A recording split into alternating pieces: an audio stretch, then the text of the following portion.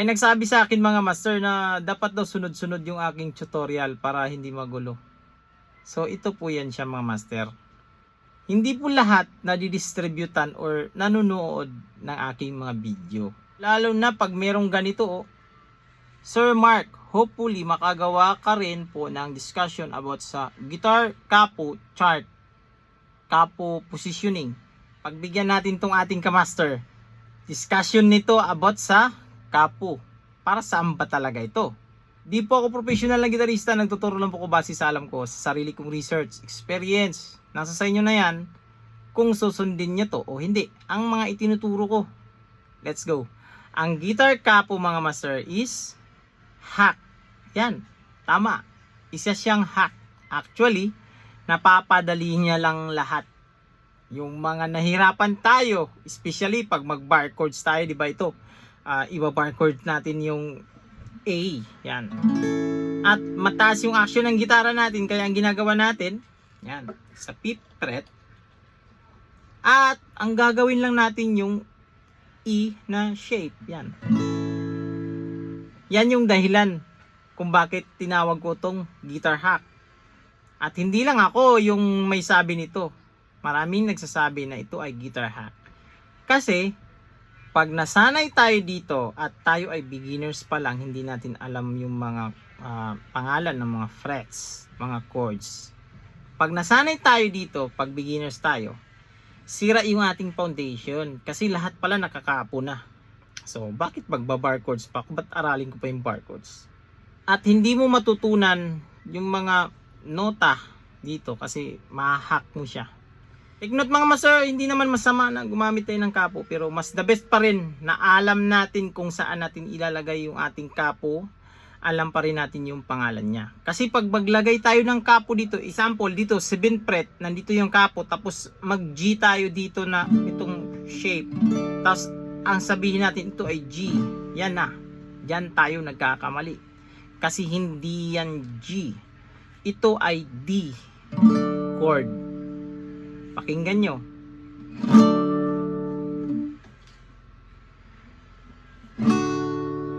Diba?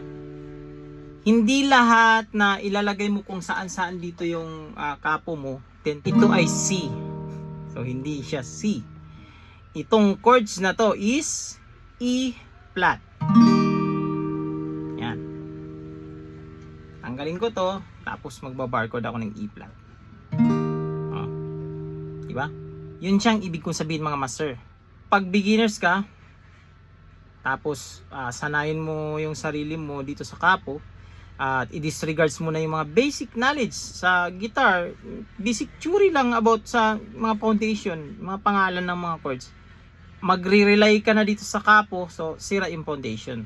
Kaya magiging limitado na sa inyo lahat ang dito sa gitara. Magiging doon ka na lang stick doon sa kung anong alam mo na iusod-usod yung capo sa frets. Yan. At ito naman din yung benefits nito mga master. Pag ito alam mo na, yung siyempre alam mo na yung mga pangalan sa notes at may alam ka na kahit paano sa basic theory sa gitara. Pag halimbawa, meron tayong chords na E, B, C sharp minor, at A. Yan. Marami tayong mga bar, diba? Marami tayong iniipit-ipit. Pag gusto nating kunin siya sa simple lang, yung chord progression na to na E, B, C sharp, A, or 1, 5, 6, 4. Yan. Pwede ko siyang sample, kukunin ko sa C shape para hindi na ako magba-bar chord ng marami. So, ang gagawin ko, hanapin ko yung E dito sa aking A string. So, nandito siya sa 7th fret. Ito yung aking E. Tapos, ang gagawin ko is i-visualize ko na lang din yung C. Yan, ito yung C. At, ikakapo ko siya dito sa 4th fret. Yan. Para makuha ko yung C shape na E. So, ganito na yung mangyayari. Meron akong E, B, C sharp minor, at A. Or 1, 5, 6, 4. Kagaya ng kanina. Comparison. E, B, C sharp minor, A. Magkakapo na ako. E, B, C sharp minor, A. C. Simple na lang. At kaya ko pa siyang kunin actually sa iba-ibang posisyon. So, try ko yung D na shape. So, gagawin ko yung E sa D. So, ito yung aking E sa 5th fret ng aking B string. Dito ako magdi-D. Yan. Ngayon, ang gagawin ko, magkakapa ako sa 2nd fret. Yan. Magiging E na yung aking 4th string. Yan, ito. So, ito na yung aking chords. Meron akong E, B, C sharp minor, at A. Yan. Nakakalito tignan mga master, di ba? Pero ito ay A. Kasi siyempre, nagkapo na tayo sa 2nd fret. A na siya, hindi siya G. Shape na lang yung nagbago. At isang benefits pa nito mga master. Halimbawa, intro ng nada is ganito.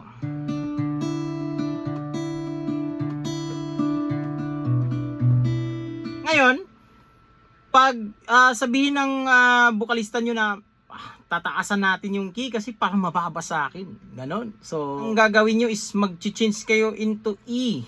Yan. So, paano natin gawin yun, yung intro na yun? Hindi naman pwedeng iusod natin yung G dito na ganon tapos hindi siya tutugma. So, ang gagawin natin, magkakapo tayo sa 2nd fret ulit. Ito, para makuha natin yung intro niya.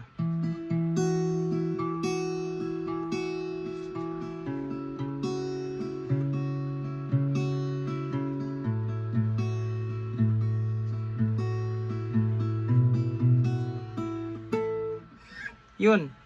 Bagsak kayo sa E. Yan. Same na concept din yan sa mga nagpi-finger style. Halimbawa ito.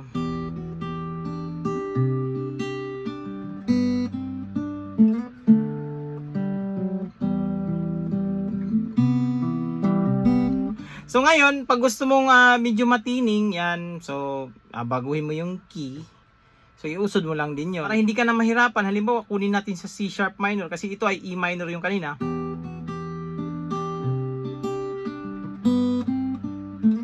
Yan. Nag-start sa E minor, ngayon kunin natin sa C sharp. Para hindi ka na mahirapan maghahanap ng ganito kasi halimbawa wala tayong kapo, hanapin mo talaga yung scale niya at syempre yung kanyang progression din. So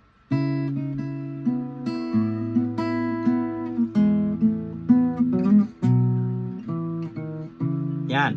So, marami na tayong movement doon. Pero, pag may kapo tayo at alam natin yung C sharp, so, magkakapo lang din tayo. Ito, kapo tayo sa 9th fret kasi yan yung ating C sharp. At gagawin lang din natin yung ginawa natin kanina doon sa E minor. So,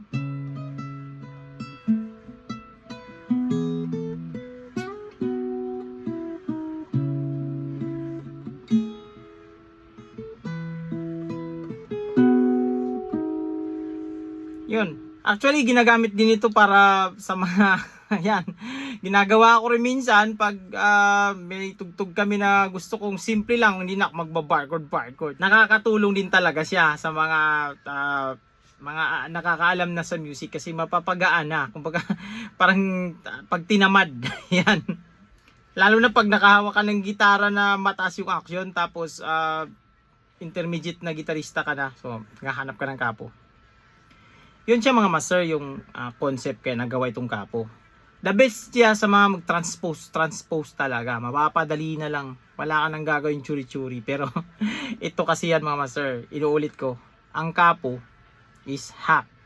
Ngayon, pag gagamit ka nito at magre-rely ka na nito na hindi mo na aralin yung mga nota dito, yung mga basic theory about sa guitar, sira yung foundation mo. Kumbaga hindi ka na makasisid ng malalim sa musika.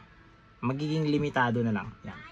So, yan yung discussion natin dito mga master about sa kapo. Sana nasagot natin, napagbigyan natin yung ating ka-master sa kanyang hiling. So, yun yung dahilan mga master kaya nagiging ganito.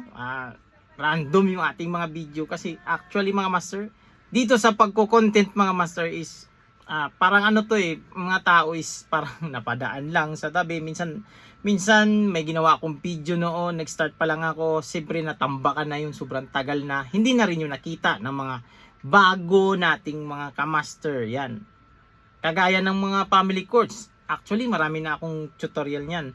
Pero marami pa rin yung nagtatanong. Kasi marami na tayo ngayon mga kamaster dito sa ating channel. Kaya maraming salamat talaga mga master sa pag-support nyo mga master sa 3 taon natin na pagko-content. Kaya yun yung dahilan mga master. At maraming salamat sa inyo mga master kasi nandiyan pa rin kayo. Laging nakasupport at nanonood sa aking mga tutorial. Kasi yung ibang mga video is actually natambakan na yon. Hindi na yon lumalabas. At marami tayong mga kamaster na mga baguhan na naman ngayon na papasok na makakuha na naman ng mga ideas na kagaya nito. So wag itong kalimutang i-share sa mga kaibigan nyo, kakilala nyo na mahilig din sa gitara. So hanggang dito lang, this is Mark Music. God bless you all. Peace out.